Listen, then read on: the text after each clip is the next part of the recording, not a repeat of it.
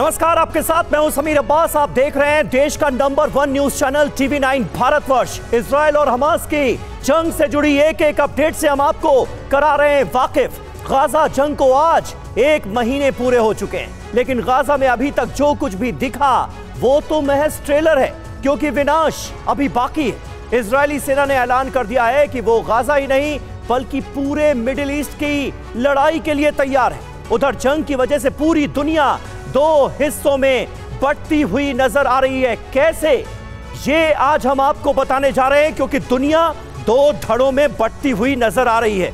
ऐसा हमने रूस यूक्रेन की जंग के दौरान भी देखा था, जब तमाम बड़े बड़े मुल्कों ने अपने साइड्स क्लियर किए, कौन रूस की तरफ कौन यूक्रेन की तरफ। और अब वही होता हुआ नजर आ रहा है इजराइल हमास जंग के दौरान भी। रशिया वर्सेस अमेरिका का जिक्र हो रहा है, अमेरिका वर्सेस ईरान का जिक्र हो रहा है, लेकिन कौन सा देश किसकी तरफ है ये हम आपको समझा देते हैं। ये देखिए, France, Germany, Italy, Britain, Australia, Canada, New Zealand जैसे देश जहां इजराइल की ओर हैं, वहीं रूस, चीन, तुर्की, कतर, जॉर्डन, लेबनान, मिस्र इजराइल के खिलाफ नजर आ रहे हैं। तो ये तस्वीर ध्यान में बसा लीजिए और इस पर गौर करेंगे आप, तो आपको पता चलेगा कि इस जंग ने कैसे दुनिया को 2 धड़ों में बांट दिया है। साफ है, जिस तरह से गाजा जंग पर ये देश आमने सामने है, उससे विश्व युद्ध का खतरा मंडराने लगा है। और इसी से जुड़ी बड़ी खबर है नॉर्थ गाजा में, क्योंकि हमने आपको बताया बड़े पैमाने पर ऑपरेशन चलाया जा रहा है। आईडीएफ ने यहां पर ग्राउंड ऑपरेशन तेज कर दिया है। हमास के ठिकानों पर भीषण हवाई हमले किए गए हैं। फाइटर जेट से हमास के ठिकानों को निशाना बनाया जा रहा है, बमबारी की जा रही है। हमास के 10 ठिकानों पर हवाई हमले किए गए हैं।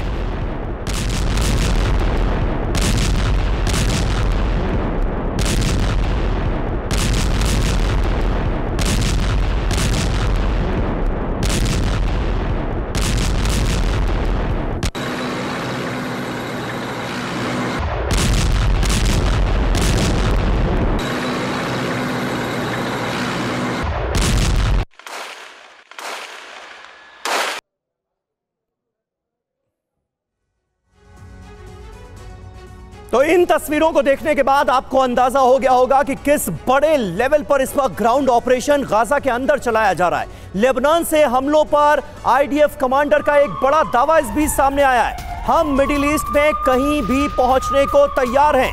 हम 1 महीने से युद्ध में हैं। हमास को कड़ा जवाब दिया जा रहा है। हमास के बुनियादी ढांचे पर किया जा रहा है हमला। ये आईडीएफ की तरफ से बहुत बड़ा बयान सामने आया है और पहली बार लेबनान और गाजा से आगे बढ़ते हुए अब पूरे मिडिल ईस्ट का जिक्र किया गया है। אנחנו חודש כבר במלחמה, פוגעים מאוד מאוד קשה בחמאס, פוגעים בהנהגה של חמאס, פוגעים במפקדים, פוגעים במחבלים, הורסים לחמאס את התשתיות בעזה, ואנחנו גם כל הזמן במוכנות לאזורים אחרים. הבסיס הזה יודע להגיע।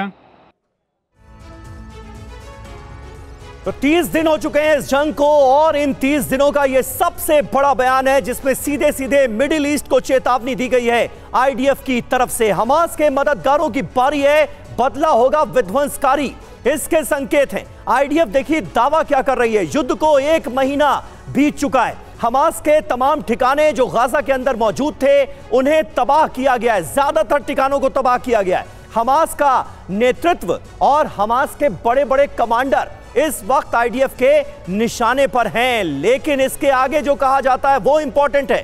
कहा यह गया है कि अब पूरे मिडिल ईस्ट की बारी है। मिडिल ईस्ट में कहीं भी पहुंचने की आईडीएफ की तैयारी है। अब इस बड़े बयान के बाद 3 बड़े सवाल यहां पर खड़े हो जाते हैं। क्या इजराइल युद्ध का विस्तार चाहता है और इसके लिए इजराइल की तरफ से यह कोशिश मानी जाए? क्या लेबनान में हिजबुल्लाह और यमन में हूती निशाने पर हैं इजराइल के, और हमास के साथ साथ हूती और हिजबुल्लाह के लड़ाकों को भी निपटाना तो नहीं चाहता कहीं इजराइल? क्या हमास के मददगार देशों पर हमले की तैयारी है? ये बड़े सवाल आईडीएफ के बयान के बाद खड़े हो गए हैं। और इस बीच देखिए एक बड़ी खबर है, पूर्वी अमेरिकी सैन्य अधिकारी का बड़ा दावा सामने आया है। डगलस मैकग्रेगर ने दावा किया है गाजा में जंग लड़ेगा तुर्की। एर्दोगान जंग के लिए गंभीर हैं, सैनिकों को लामबंद कर रहे हैं एर्दोगान, ये बताया गया है।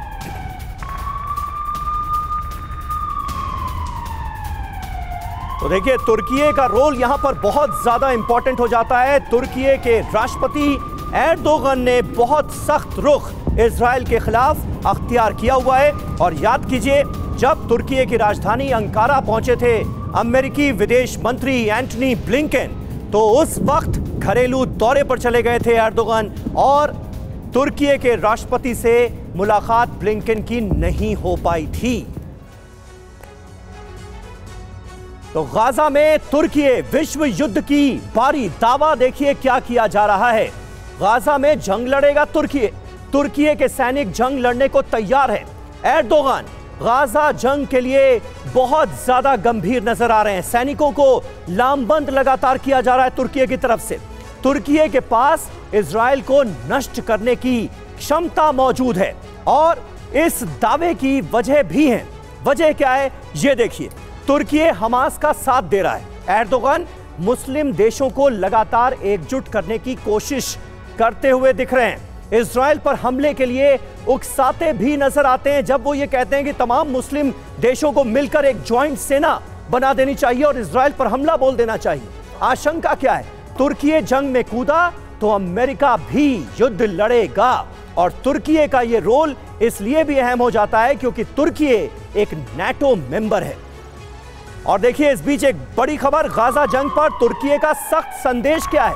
अल अक्सा मस्जिद की रक्षा का संदेश दिया गया है। तुर्की के विदेश मंत्री फिदान और एंटनी ब्लिंकन की मुलाकात से यह संदेश मिला है। बैठक के वक्त रखी गई थी अल अक्सा की तस्वीर भी और इसके जरिए एक खास मैसेज तुर्की ने देने की कोशिश की है अमेरिका को भी।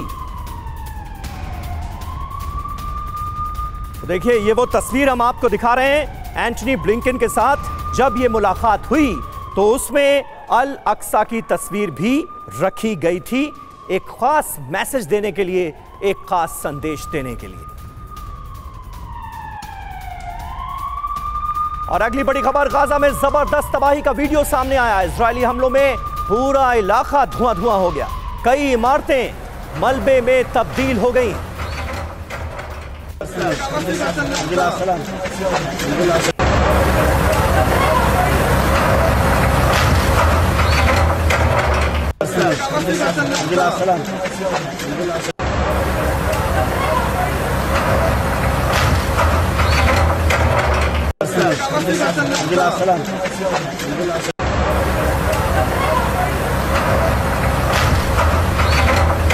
दो तस्वीरें आपको दिखा रहे हैं, अलग अलग कैमरा से ली गई तस्वीरें। कैमरा 1 में आप साफ तौर पर देखेंगे किस तरह से बड़ी बड़ी इमारतों को जमींदोज किया जा रहा है और कैमरा 2 से जो तस्वीरें आपके पास पहुंच रही हैं उसके जरिए आपको अंदाजा लगेगा कि अभी भी हवाई हमलों का सिलसिला लगातार जारी है। और जंग के 1 महीने बाद इजराइल का खूनी कैलेंडर जारी हुआ है। जी हां, खून से सना कैलेंडर जारी किया गया है। 7 अक्टूबर की तारीख पर गोलियों के निशान बनाए गए हैं। कैलेंडर के साथ लिखा, दुनिया आगे बढ़ सकती है पर हमारे पास ये अधिकार नहीं है। इजराइल की तरफ से ये कैलेंडर जारी किया गया है और इसके जरिए एक सख्त मैसेज पूरी दुनिया को देने की कोशिश की गई है। बताने की कोशिश ये कि 7 अक्टूबर को इजराइल ने जो झेला उसका बदला जरूरी है।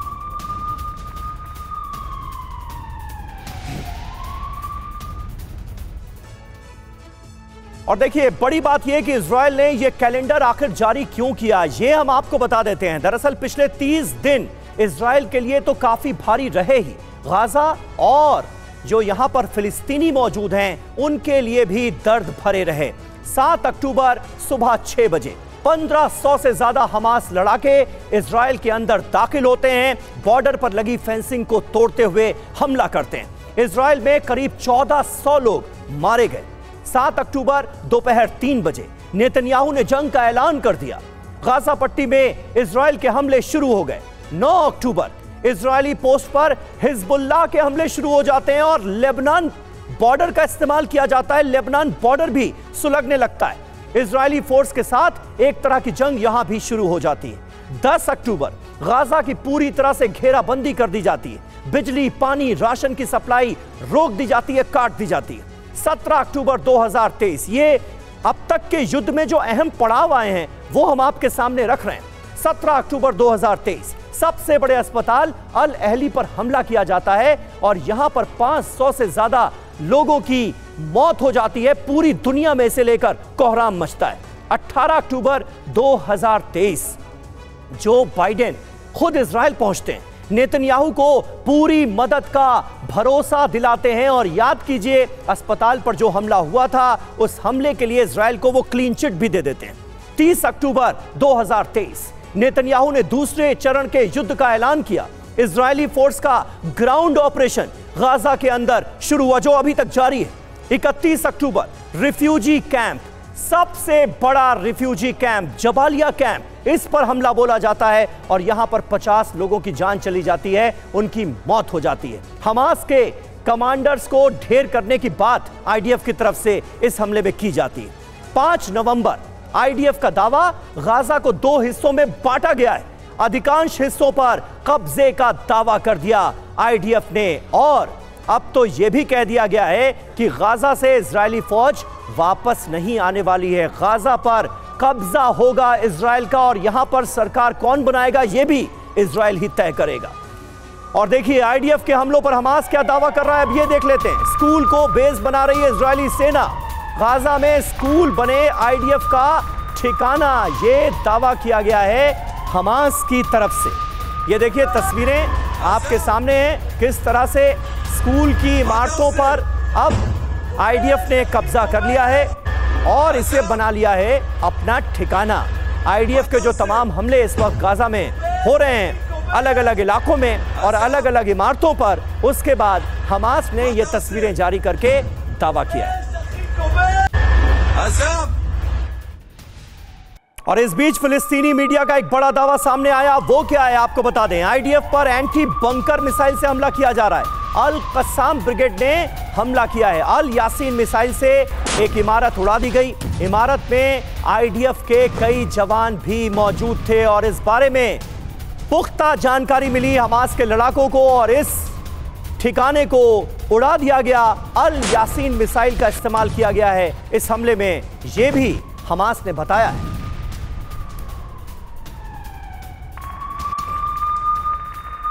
और अगली बड़ी खबर, अल कुद्स अस्पताल के पास आईडीएफ के हमले हुए हैं। गाजा शहर के पश्चिमी इलाके में अटैक की खबर सामने आ रही है और ये देखिए तस्वीरें, बिल्कुल अल कुद्स अस्पताल के पास ये हमला हुआ और इसकी वजह से अस्पताल के एक हिस्से में भी आग लग गई।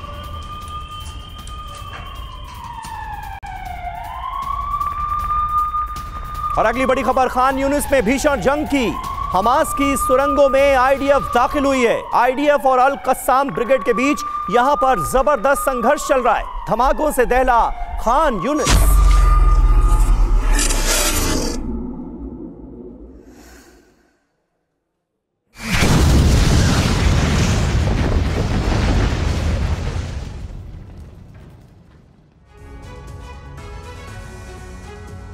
और अब टीवी9 भारतवर्ष आईडीएफ ऑपरेशन का एक एक्सक्लूसिव वीडियो आपको दिखाने जा रहा है। हमास की सुरंगों पर हमले की तैयारी का यह वीडियो है। आईडीएफ के दक्षिणी कमांड चीफ मेजर जनरल यारोन फिंकलमैन ने जायजा लिया है फ्रंट लाइन का और ये उसी वक्त की तस्वीरें हैं। देखिए किस तरह से आईडीएफ के जवान खुद को तैयार करते हैं और उसके बाद हमास की सुरंगों को बनाया जाता है निशाना। ये आपको इस वीडियो में नजर आएगा।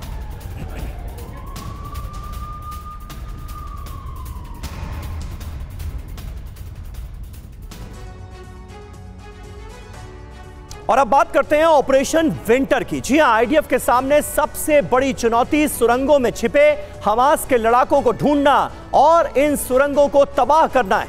पहली चुनौती थी गाजा में घुसकर हमास को तबाह करने की, जिसमें काफी हद तक हर बीतते दिन के साथ इजराइल को सफलता हासिल होती दिख रही है। मगर टेरर सिटी यानी टनल के लंबे चौड़े जाल आईडीएफ के लिए अभी भी किसी पहेली से कम नहीं है, क्योंकि हमास तो दावा करता है कि सुरंगों का जाल 500 किलोमीटर तक फैला है, मगर आईडीएफ और उसके इंजीनियर्स अभी सुरंग नेटवर्क को डीकोड करने में जुटे हैं। इसीलिए हम कह रहे हैं कि आईडीएफ का इस वक्त का सबसे बड़ा टारगेट 500 किलोमीटर की कथित सुरंगों को नेस्तनाबूद करना है, बर्बाद करना है, क्योंकि अगर ऐसा कर पाने में आईडीएफ सफल रही तो हमास उसी सुरंग में दफन हो जाएगा। और इसी इरादे के साथ आईडीएफ के जवान गाजा में जंगी मैदान में उतरे हैं।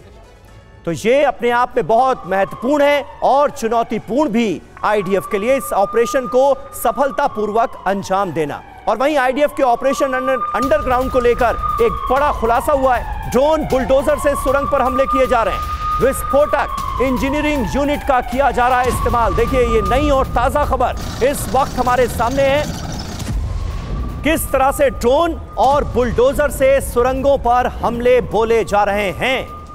ये एक नई ताजा खबर इस वक्त हमारे सामने है, क्योंकि आईडीएफ का बड़े पैमाने पर गाजा के अंदर ग्राउंड ऑपरेशन चल रहा है। खास करके नॉर्थ गाजा का पूरा इलाका ऐसा लग रहा है कि आईडीएफ ने अपने कब्जे में ले लिया है और अब हमास के ठिकानों के बहुत नजदीक जाकर आईडीएफ के जवान अपने ऑपरेशन को अंजाम दे रहे हैं। और आइए अब आपको हमास के टनल नेटवर्क से जुड़ी कुछ अहम जानकारियां दे देते हैं, साथ ही यह भी बताते हैं कि कैसे आईडीएफ इस ऑपरेशन को अंजाम दे रही है। हमास का दावा है कि उसने पूरे गाजा में 500 किलोमीटर सुरंगों का जाल बनाया है। इन सुरंगों की अधिकतम ऊंचाई 6 फीट से लेकर 100 फीट तक है। जी हां, 100 फीट। पूरी गाजा पट्टी में सुरंगों का यह नेटवर्क फैला हुआ है। कहीं ये सुरंगें अस्पताल के नीचे हैं, कहीं स्कूल के नीचे सुरंगें हैं, तो रिहायशी इमारतों के नीचे भी टेरर टनल का पूरा जाल है। अब समझिए कि एक्सक्लूसिव प्लान है क्या। सुरंगों में हमास की कब्र खोदने के लिए आईडीएफ बुलडोजर, ड्रोन, विस्फोटक और रोबोट का सहारा ले रही है। तो वहीं सुरंग में घुसने के रास्ते को भी तबाह करना आईडीएफ की रणनीति का हिस्सा है। इस ऑपरेशन में सबसे अहम भूमिका फिलहाल उस इंजीनियरिंग यूनिट की है जो अलग अलग उपकरणों की मदद से सुरंगों को तबाह करने में आईडीएफ की मदद कर रही है, और उन्हीं के सहारे इस ऑपरेशन को बड़े पैमाने पर आगे बढ़ाया जा रहा है। एक और बड़ी खबर है, हमास की क्रूरता का एक और सबूत सामने आ गया है। नेपाली थाई नागरिकों पर बरपाया गया था कहर। 7 अक्टूबर को इजराइल पर जब हमला किया था हमास के लड़ाकों ने, तो कैसा कोहराम बरपाया था, ये तस्वीरें बयां कर रही हैं। 7 अक्टूबर का ये वीडियो हम आपको दिखा रहे हैं जब विदेशी नागरिकों की हमास ने इजराइल के अंदर घुसकर कर दी थी हत्या।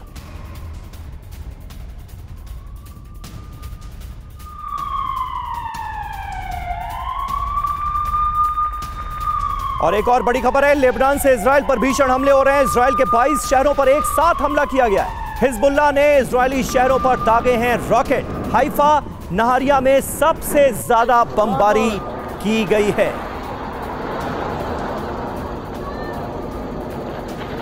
אזעקות בכברי. אזעקות בכברי. כן, לקריות, לנהריה, לסער. הנה.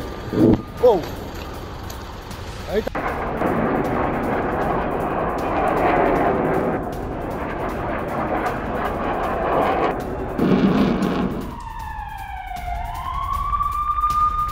और वहीं लेबनान से रॉकेट अटैक का एक वीडियो सामने आया है। गलील के आसमान में दिखे रॉकेट।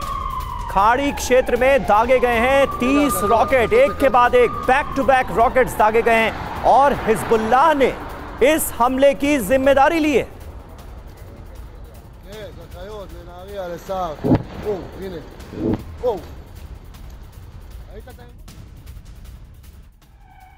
और अगली बड़ी खबर, लेबनान बॉर्डर पर जोरदार जंग चल रही है और ज्यादा आक्रामक हो गया है हिजबुल्लाह। ऐसा लग रहा है 24 घंटे में 30 से ज्यादा हमले किए गए।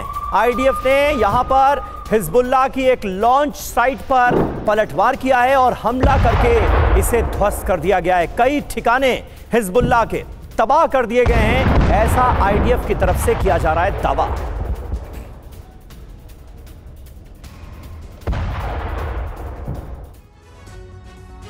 और आइए अब आपको 4 तस्वीरें दिखाते हैं जिसमें आपको गाजा जंग में विध्वंस की पूरी कहानी का अब तक का सार मिल जाएगा। 7 अक्टूबर को इजराइल पर हमास ने बेहद क्रूर हमला किया और तकरीबन 1450 बेगुनाह इजरायलियों की बेरहमी से हत्या कर दी। 7 अक्टूबर को हमास के हमले के बाद इजराइल ने गाजा पर बारूदी बौछार की। गाजा में हमास के ठिकानों पर ताबड़तोड़ एयर स्ट्राइक की गई। तो 30 अक्टूबर को ग्राउंड स्ट्राइक शुरू कर 2 मोर्चों से हमास को नेस्तनाबूद करने का ऑपरेशन शुरू कर दिया गया। आज जंग का 31वां दिन है और दुनिया इस युद्ध को लेकर 2 धड़ों में बटी हुई नजर आ रही।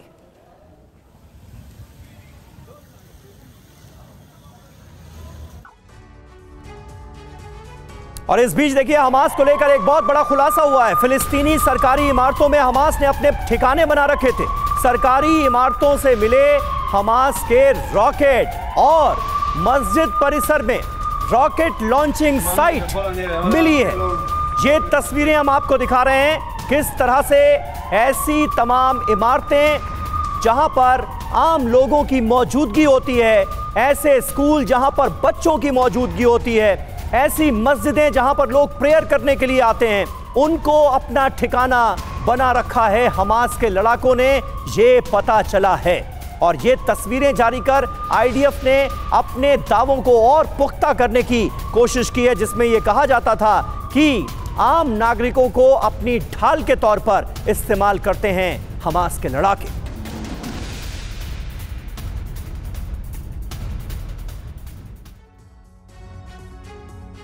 तो ये अपने आप में बहुत महत्वपूर्ण जानकारी है। स्कूल की इमारतों में हमास के ठिकाने, अस्पतालों के अंदर टनल में हमास के ठिकाने, इसके अलावा मस्जिदों के नीचे बेसमेंट में भी हमास के ठिकाने, ये सारे सबूत बरामद हुए हैं। आपके सामने हमास के टेरर नेटवर्क के 2 वीडियो सबूत हम रख रहे हैं। पहले वीडियो में आप फिलिस्तीनी स्काउट एसोसिएशन की इमारत देख रहे हैं जिसके भीतर दीवारों पर हमास का लोगो नजर आ रहा है और खाली रॉकेट लॉन्चर्स भी आप देख पा रहे होंगे। दावा है कि इन रॉकेट लॉन्चर से सेंट्रल इजराइल के शहरों को निशाना बनाया जाना था। आईडीएफ का दावा है कि फिलिस्तीन स्काउट एसोसिएशन की इमारत में हमास का ठिकाना मिला है। मस्जिद परिसर में रॉकेट लॉन्चिंग साइट मिली है। तलाशी में कई खाली रॉकेट लॉन्चर्स मिले हैं। एश्कलोन और सेंट्रल गाजा पर हमले का इनका प्लान था। ये दोनों वीडियो और हमास की साइट दिखाते नजर आ रहे हैं आईडीएफ के जवान। नहल ब्रिगेड के 50वें बटालियन के कमांडर लेफ्टिनेंट कर्नल टोमर सायग, वो फिलिस्तीनी स्काउट संघ द्वारा इस्तेमाल किए जाने वाली इमारत में ढेरों रॉकेट लॉन्चर्स दिखाते हुए नजर आ रहे हैं इस वीडियो में, जो कि आईडीएफ की तरफ से ही जारी किया गया है।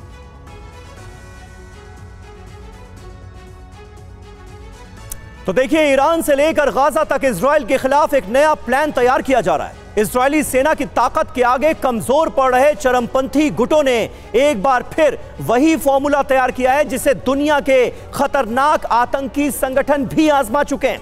रिपोर्ट के मुताबिक हमास, हिजबुल्लाह और हूती जैसे संगठनों ने अब आत्मघाती दस्ता तैयार करना शुरू कर दिया है। फिदायीन बनाए जा रहे हैं ताकि इजराइल को गहरे से गहरा जख्म दिया जा सके।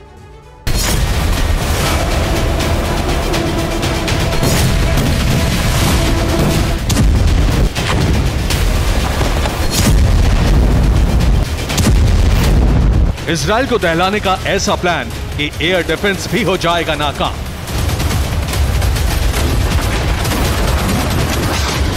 ऐसा सीक्रेट हमला कि इजराइल के लोगों को इस तरह खतरे का कोई अलर्ट भी नहीं मिलेगा। दुश्मनों का ऐसा प्लान कि खुफिया एजेंसी मोसाद भी कुछ नहीं कर सकेगी।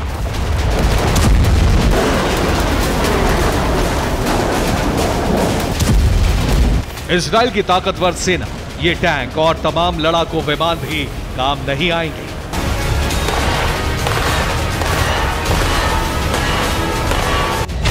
लेटेस्ट रिपोर्ट के मुताबिक इजराइल के दुश्मनों का अगला प्लान बेहद खतरनाक है। इजराइल के तमाम दुश्मन अब एक होकर हमला करेंगे। रॉकेट या बारूद की जगह इंसानों को बम बनाया जाएगा। यमन में मौजूद हूती, लेबनान की सीमा पर मौजूद हिजबुल्लाह और गाजा से इजराइल को दहलाने वाला हमास, ऐसे कई संगठन हैं जो अब इजराइल के खिलाफ एक नया हथियार तैयार करने में जुटे हैं।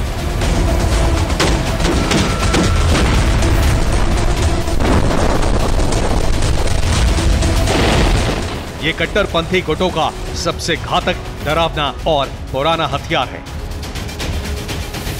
इजराइल को ज्यादा से ज्यादा नुकसान पहुंचाने के लिए दुनिया के कई इलाकों में अब आत्मघाती दस्ता बनाने की शुरुआत हो चुकी है।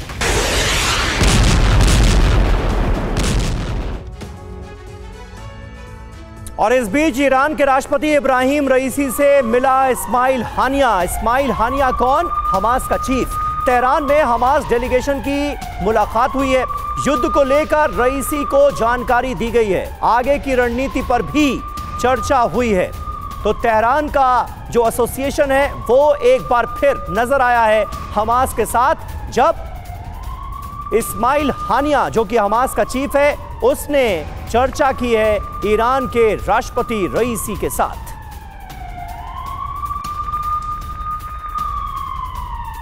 और इस बीच रूसी बंधकों को छोड़ सकता है हमास। बंधकों पर रूसी मीडिया में किया जा रहा है दावा। हमास से सकारात्मक संकेत मिले। रूसी नागरिकों पर पॉजिटिव बातचीत रही है और ये उम्मीद बनती नजर आ रही है कि हमास रूसी बंधकों को आने वाले वक्त में जल्द ही रिहा कर दे। और इस बीच एक महीने में अमेरिकी बेस पर 38 हमले हुए हैं। इराक और सीरिया में लगातार हमलों का सिलसिला जारी है। 3 दिन में 8 बार हमला हुआ है। ईरान समर्थित संगठन लगातार अमेरिका पर इस रीजन में हमलावर नजर आ रहे हैं।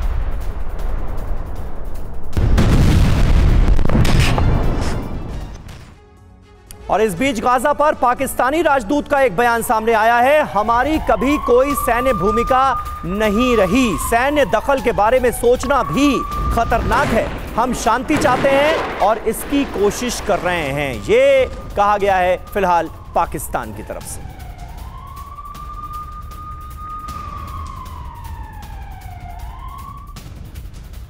और इजराइल के ऑपरेशन गाजा को लेकर बड़ी खबर है। इजराइल के टारगेटेड हमले और तेज होंगे। अमेरिका जल्द भेजेगा बॉम्ब गाइडिंग किट। अमेरिका से हुई थी 2660 करोड़ की डील। अमेरिका में इजरायली राफेल कंपनी ने तैयार की हैं ये किट्स और अब इसकी डिलीवरी जल्द की जाएगी।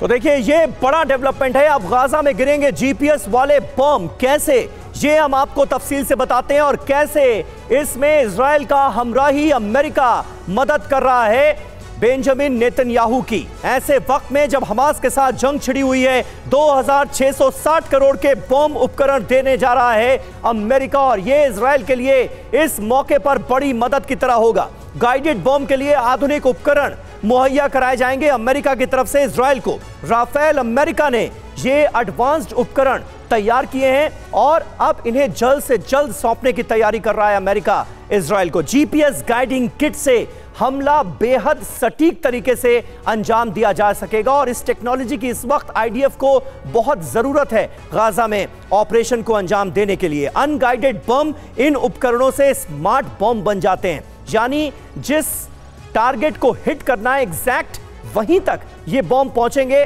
और टारगेट को ध्वस्त कर दिया जाएगा। लोकेशन ट्रेस कर सटीक निशाने पर विस्फोट इसके जरिए मुमकिन होता है और इसीलिए इसे जीपीएस वाले बॉम्ब के तौर पर जाना जाता है। सिविलियन इंफ्रास्ट्रक्चर को कम नुकसान होता है। अभी हम देख रहे हैं गाजा में बड़े पैमाने पर आम नागरिक भी मारे जा रहे हैं। गाजा युद्ध से पहले अमेरिका इजराइल की डील हुई थी, लेकिन अब क्योंकि जंग छिड़ी हुई है, ऐसे में इजराइल को यह दरकार है कि जल्द से जल्द यह सिस्टम उसे हासिल हो जाए ताकि जंग लड़ने में उसे आसानी हो। और न्यूक्लियर टेंशन के बीच इजराइल पर रूस भड़का हुआ है। रूस का दावा है इजराइल के पास परमाणु बम है। गाजा पर परमाणु बम गिराने की धमकी से यह खुलासा हुआ है। इजराइल के पास परमाणु बमों का जखीरा मौजूद है, यह कहा है रूस ने। इजराइल की एटमी धमकी कई सवाल उठाती है। रूस ने कहा इजराइल के पास परमाणु बम है, तभी गाजा पर परमाणु बम गिराने की धमकी दी गई है। याद कीजिए, बेंजामिन नेतन्याहू की कैबिनेट के एक मंत्री ने यह कहा था कि गाजा पर परमाणु बम का इस्तेमाल किया जाना चाहिए। हालांकि उसके बाद बेंजामिन नेतन्याहू ने अपने ही मंत्री पर कार्रवाई की और उन्हें उनके पद से बर्खास्त कर दिया गया। लेकिन अब ये बयान इजराइल के लिए बहुत बड़ी सिरदर्दी साबित होता हुआ नजर आ रहा है। रूस ने इस पर रिएक्ट किया है।